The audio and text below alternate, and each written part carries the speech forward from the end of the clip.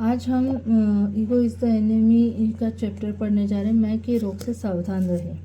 यदि मैं स्वयं अपने लिए नहीं हूँ तो मेरे लिए कौन होगा? यदि मैं सिर्फ अपने लिए हूँ तो मेरे अस्तित्व के क्या मायने हैं? हिलेल। मित्र राष्ट्रों के प्रमुख सेनापति जिन्होंने द्वितीय विश्व युद्ध में सबसे महत्वपूर्ण भूमिका निभाई थी, वे Patton, Bradley, Montgomery, Eisenhower, MacArthur, Zhukov और इनके अतिरिक्त जॉर्ज कैटलेट मार्शल जूनियर थे। हालांकि उन सभी ने अपने राष्ट्रों की सेवा की और बहादुरी से लड़ाई लड़ी और नेतृत्व किया, लेकिन एक सेनापति जो सबसे अलग थे वे है जॉर्ज कैटलेट मार्शल। आज हम द्वितीय विश्व युद्ध को एक ऐसी स्पष्ट लड़ाई के रूप में देखते हैं जिसमें अच्छाई निस्वार्थ रूप से एकजुट होकर बुराई के खिलाफ खड़ी हो गई थी। समस्या यह है कि विजय और समय बीतने ने हम उन लोगों की समस्त मानवीय गरिमा को धुंधला कर दिया है जो उस लड़ाई में सही के पक्ष में थे। यानी हम राजनीति, एक दूसरे की पीठ में छुरा घोंपने, सुर्खियों में रहने के लालच, ताकत के प्रदर्शन, स्वार्थभाव और सहयोगियों की आपसी अंदरूनी नफरत को भूल जाते हैं। जब दूसरे जनरल अपने हितों की रक्षा करने में एक दूसरे के साथ लड़ने में व्यस्त थे और इतिहास में अपना स्थान पाने के बारे में बहुत ज़्यादा बेकरार थे, तब केवल एक व्यक्ति था जिसमें यह व्यवहार लगभग पूरी तरह अनुपस्थित था, जनरल जॉर्ज सी मार्शल। बहुत ही प्रभावशाली तरीके से मार्शल ने चुपचाप अपनी बहुत भारी उपलब्धियों के साथ उन सभी को पीछे छोड़ दिया। उनके शानदार प्रदर्शन का क्या रहस्य था? लॉस एंजल्स लेकर्स और मियामी हीट को कई चैंपियनशिप तक पहुंचाने वाले प्रसिद्ध कोच और मैनेजर पैट रिले का कहना है कि महान टीमें एक प्रक्षेप वक्र का अनुसरण करती है। जब वे शुरू करते हैं जीतने से पहले तो वे एक निष्कलंक टीम के रूप में होते हैं। यदि परिस्थितियां सही रहती है तो टीम के सभी खिलाड़ी एकजुट हो जाते हैं। वे एक दूसरे का ध्यान रखते हैं, परस्पर सहयोग करते हैं और अपने सामूहिक लक्ष्य की दिशा में एक साथ काम करते हैं। इस चरण को वह निष्कलंक चढ़ाई कहते हैं। जब एक टीम जीतना शुरू कर देती है और मीडिया का ध्यान आकर्षित करना शुरू कर देती है, तब व्यक्तियों को एक साथ जोड़कर रखने वाले साधारण बंधन टूटने लगते हैं।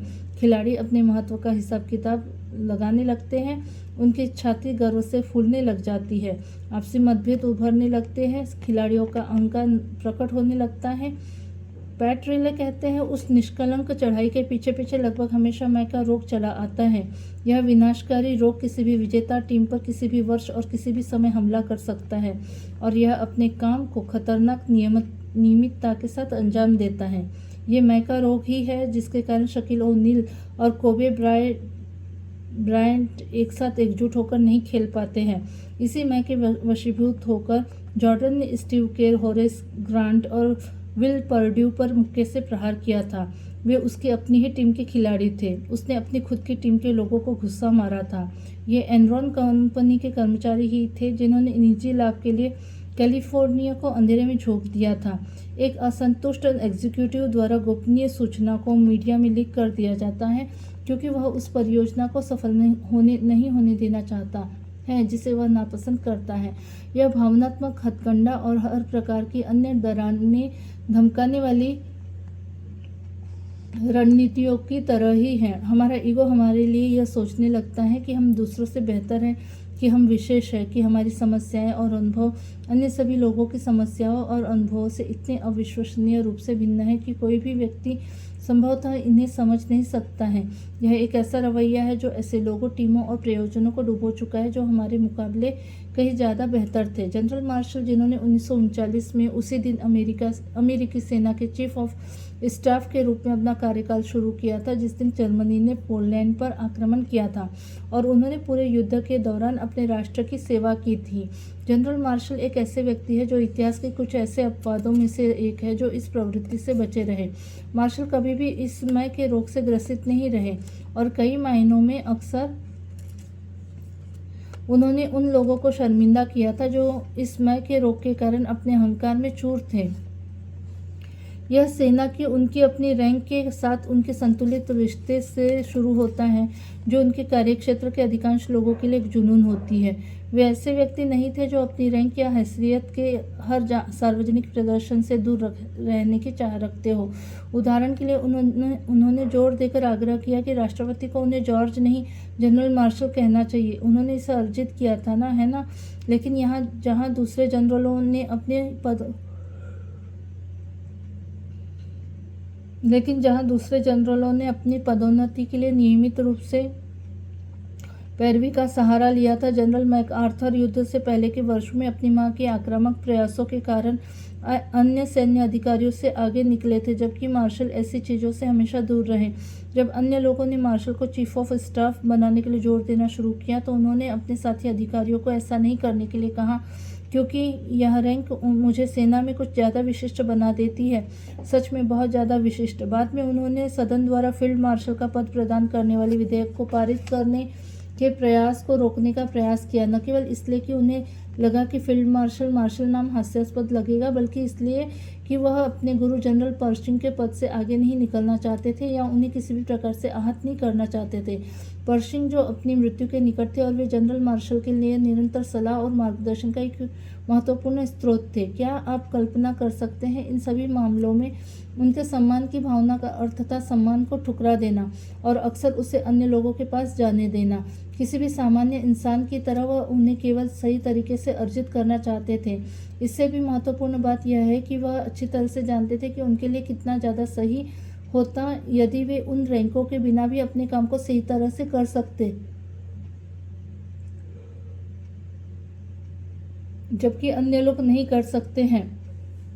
ईगो को मान्यता हासिल करने के लिए सम्मान की आवश्यकता होती है। दूसरी ओर आत्मविश्वास बाहरी मान्यता की परवाह किए बिना प्रतीक्षा करने और अपने हाथ में मौजूद काम पर ध्यान केंद्रित करने में सक्षम होता है।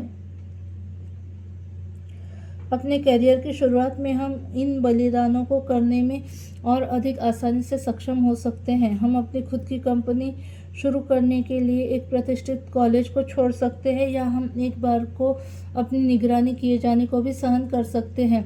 एक बार जब हम उस सफलता को अर्जित कर लेते हैं तो हमारी प्रवृत्ति को परिवर्तित होने में ज़्यादा देर नहीं लगती है।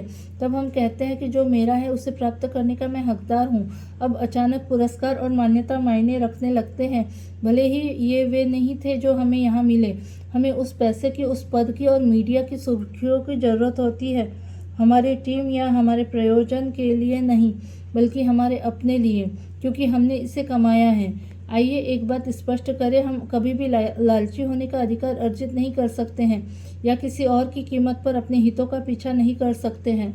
अन्यथा सोचना न केवल अत्यधिक अहंकारपूर्ण होगा, बल्कि यह प्रतिकूल प्रभाव पैदा करने वाला भी होगा। मार्शल को इस कसौटी पर चरम सीमा तक परखा गया था। उनके पास एक ऐसे कार्य की जिम्मेदारी ग्रहण करने का अवसर था जिसके लिए उन्हें जिंदगी भर प्रशिक्षित किया गया था। यह कठिनतम जिम्मेदारी द्वितीय विश्व युद्ध के दौरान डी-डे पर मित्र देशों के सैनिकों द्वारा जर्मनी पर किए जाने वाले आक्रमण की कमान संभालने की थी, जो निश्चित रूप से संसार का अब तक का सबसे बड़ा समन्वित आक्रमण था। अमेरिका के तत्कालीन राष्ट्रपति रूजवेल्ट ने बताया था कि इस जिम्मेदारी को उठाना या ना उठाना पूरी तरह से मार्शल की इच्छा पर निर्भर था। इतिहास में एक जनरल का स्थान युद्ध में उसके कारनामों से सुनिश्चित होता है।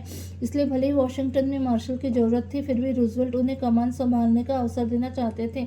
मार्शल ने राष्ट्रपति को उत्तर दिया, निर्णय आपका है श्रीमान राष्ट्रपति, मेरी इच्छा का इस मामले से कोई लेना देना नहीं है। मार्शल को इस अवसर से कुछ भी हासिल नहीं हुआ। कमान संभालने की भूमिका और युद्ध जीतने का गौरव दोनों आइजनहावर के पास गए।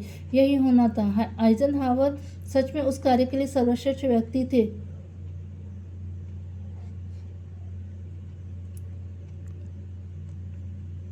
उन्होंने बहुत ही शानदार प्रदर्शन किया और युद्ध जीतने में महत्वपूर्ण भूमिका निभाई। क्या इसके बदले कुछ और उपयुक्त होता? फिर भी हम हमेशा ऐसा करने से पीछे हट जाते हैं।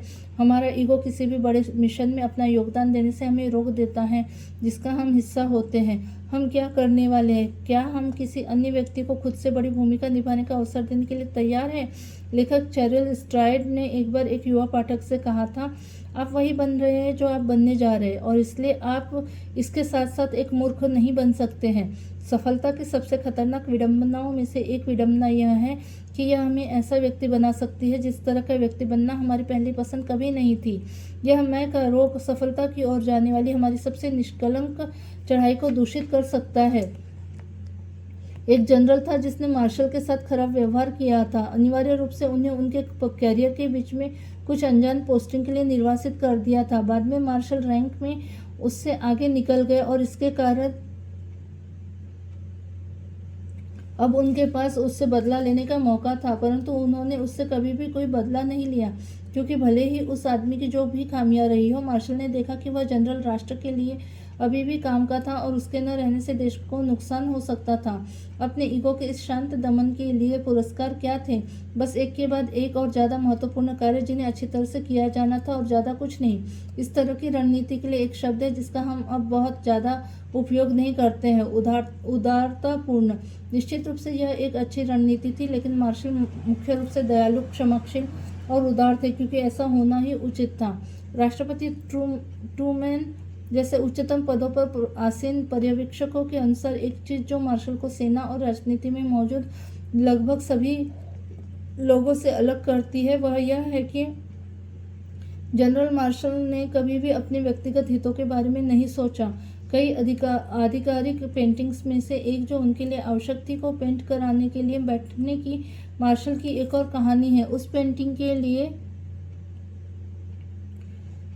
कई बार उपस्थित होने और अनुरोधों का धैर्यपूर्वक सम्मान करने के बाद मार्शल को अंततः चित्रकार द्वारा सूचित किया गया कि उनका वह चित्र पूरी तरह से बन चुका है और वे जाने के लिए स्वतंत्र हैं। मार्शल उठ खड़े हुए और जाने लगे। क्या आप पेंटिंग नहीं देखना चाहते हैं? कलाकार ने पूछा। नहीं धन्यवाद, मार्शल ने सम्मानपूर्वक कहा और चले गए। क्या इसका मतलब यह है कि अपनी छवि को प्रबंधित करना महत्वपूर्ण नहीं है? बिल्कुल नहीं। अपने करियर की शुरुआत में आप देखेंगे कि आप ऐसा करने के हर अवसर पर कूद पड़ते हैं। जैसे जैसे आप ज़्यादा से ज़्यादा उपलब्धियां हासिल करते जाते हैं, आप महसूस करने लगेंगे कि इनमें से अधिकांश चीज़ें आपके मुख्य काम से ध्यान भटकाने वाली होती हैं। पत्रकारों के साथ, पुरस्कारों के साथ और मार्केटिंग के लिए बिताया गया समय उस कार्य के समय को चूस लेता है जिसकी आप सच में परवाह करते हैं। किसके पास समय है अपनी खुद की तस्वीर देखने का? मुद्दा क्या है? जैसा कि बाद में उनकी पत्नी ने देखा, जिन लोगों ने जॉर्ज मार्शल को केवल विनम्र या शांत व्यक्ति के रूप में देखा, वे उनके व्यक्तित्व की एक विशेष बात को देखने से चूक गए थे। उनके व्यक्तित्व में भी वे सब गुण मौजूद थे जो बाकी सभी में होते हैं: अहंकार, स्वार्थ, अभिमान, मर्यादा और महत्वाकांक्षा। लेकिन वे सभी गुण विनम्रता और निस्वार्थता की भावना द्वारा नियंत्रित थे। यदि आप एक याद किए जाने वाले योग्य व्यक्ति बनना चाहते हैं तो इससे आप कोई बुरे व्यक्ति नहीं बन जाते हैं। यदि आप शीर्ष पर पहुंचना चाहते हैं, अपने खुद के लिए और अपने परिवार के लिए सम्मान और प्रतिष्ठा अर्जित करना चाहते हैं, तो इससे भी आप कोई बुरे व्यक्ति नहीं बन जाते हैं। आखिरकार यह सब आकर्षण का हिस्सा ही तो है। इन सभी चीज़ों में एक संतुलन की आवश्यकता होती है। फुटबॉल कोच टोनी एडम्स ने इसे बहुत अच्छी तरह से व्यक्त किया है। वे कहते हैं कि जर्सी के सामने वाले नाम के लिए खेले और लोग जर्सी के पीछे वाले नाम को याद रखेंगे। जब मार्शल की बात आती है तो पुराना विचार यह है कि निस्वार्थता और अखंडता कमजोरियां हो सकती है या किसी को पकड़ के पीछे रोके रख सकती है, जो एक हास्यास्पद विचार है जिसे स्वीकार नहीं किया जा सकता है। निश्चित रूप से कुछ लोग मार्शल के बारे में बहुत ज़्यादा नहीं बता पाएंगे, क्योंकि ज़्यादातर लोग उनके बारे में ज़्यादा नहीं जानते हैं, लेकिन उनमें से हर एक आदमी एक ऐसी दुनिया में रहता है जिसे आकार देने में काफ़ी हद तक उनका भी योगदान था। क्या उनके इस योगदान के लिए उन्हें कोई श्रेय मिला? कोई परवाह करता है? Thank you.